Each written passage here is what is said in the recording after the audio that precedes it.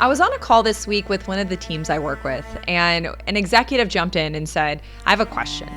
She starts describing a big client situation, lot of stakes, high pressure, and then she kind of stops herself and she says, actually, I already know what you're going to ask me.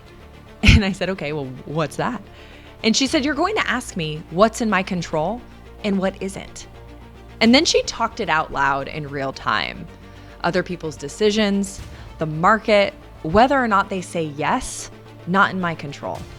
But my choices, my preparation, my perspective, all of that is within my control.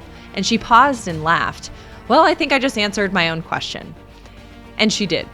Because in a lot of high pressure moments, we start searching for all these complex solutions when the answer is usually so much simpler than that. Your answer almost always exists within your circle of control. See, a lot of stress comes from arguing with what's outside of our control. But when you define what's controllable, you get your power back. Not because the situation changes, because your attention does. And elite performers double down on what they can control.